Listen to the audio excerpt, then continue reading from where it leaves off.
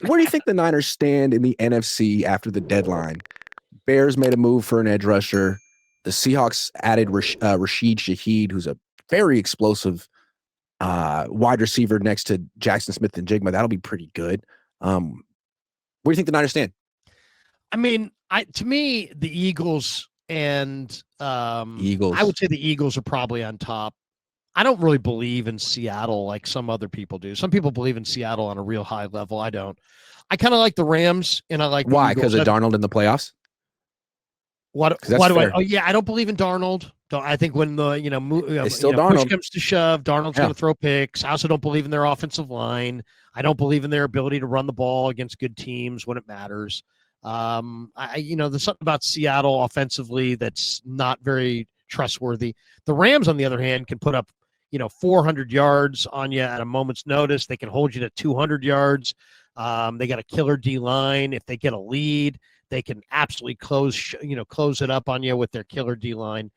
Agent Zero's having a great year. So, I mean, I like the Rams. But other than that, Bucks are beat up. This is why I was frustrating today that the Niners didn't do anything. Bucks are beat up. Lions just lost at home to the Vikings, and their line sucks. They gave up five sacks of Goff. They have no backup quarterback.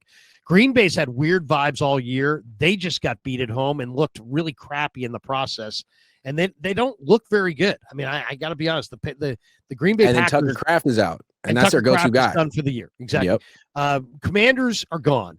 Dallas is nothing. Philly, I think is good, but I don't think they're spectacular. I don't think they're Philly from a year ago. Tampa, I think AJ Brown wants off the team. Like they're miserable. Weird vibes there, and also I just don't think it's quite Philly's year. It's a tough town to go back to back in. And then you've got Tampa, who's like maybe more injured than the Niners with really big injuries, and Mike Evans is now out for a long time. So the Niners, this is why this was so frustrating. Are the Niners not the same team without Bosa and Warner? Yeah. But, I mean, you got a shot. You have Robert Saleh, you have Kyle Shanahan, you have two quarterbacks. Yeah, is Saleh going to be here next year?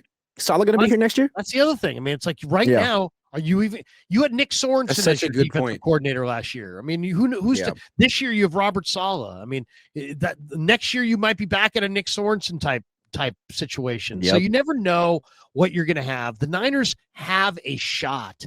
No offense, but if their defensive coordinator is Gus Bradley next year, that's a big step down. Sorry, but the Niners have a shot if they had gotten a defensive front seven piece. And they can somehow the other thing that is really aggravating the Niners didn't do is, what are you doing? I haven't talked to you since the game, but why are you handing Christian McCaffrey the football up 10 against the New York Giants with 4 minutes left? Do you want to get your butt kicked in the playoffs?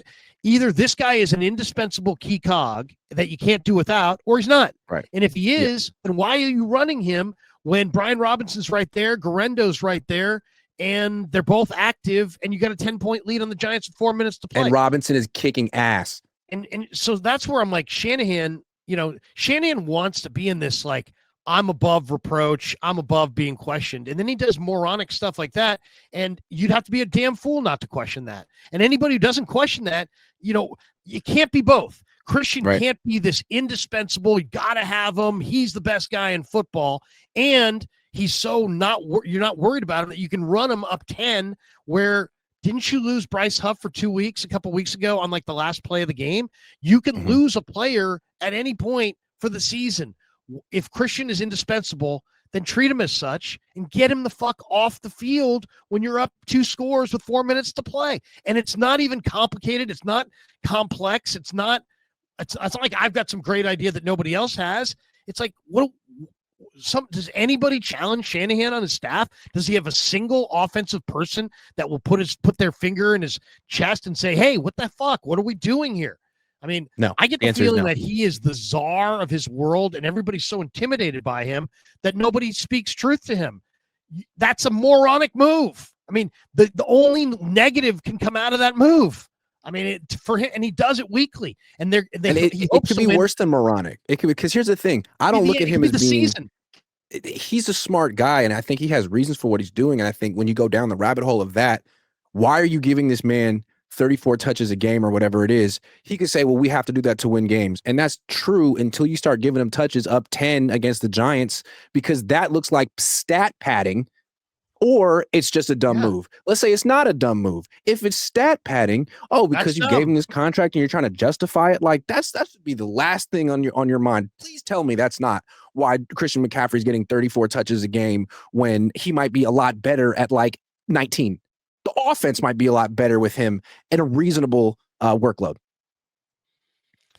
I mean, it's spread it around, bro. I mean, it's like, have you ever made a peanut butter and jelly sandwich? You don't get a big, huge thing of peanut butter and put it in the corner. You spread it across the bread. I mean, how hard is it to understand? You have all these players. You got to get through the season. Instead, you're going to take your indispensable player and run them into and by the way, every carry's not the equal of every other carry.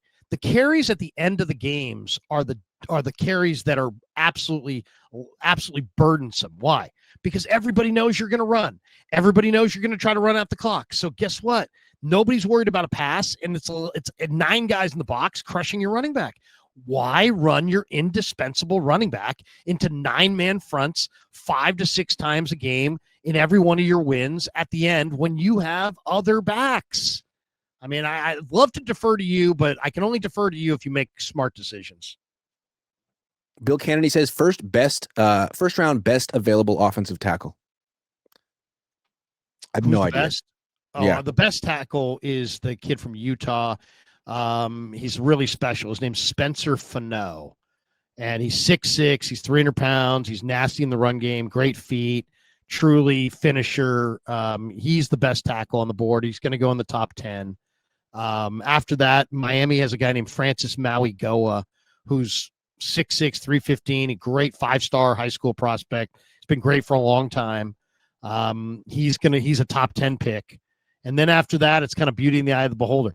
Caden Proctor's a monster 370-pound tackle from Alabama. He's amazing. And then there's other guys after that. Caleb Lomu from Utah is a really interesting player. Okay, that's he was a $2 super chat. That's enough. You can look it Isaiah up. Ward. So I appreciate you, Larry, having that knowledge though. But let's stay on topic. I appreciate your $2. Niner, you love to hate, says if we weren't going to be buyers, why the fuck didn't we trade JJ Pinnock or Jair Brown? Well put. And a good F bomb just to spice it up. Sheridan's Milestone says no point keeping high picks if the Niners waste them. Fire Lynch.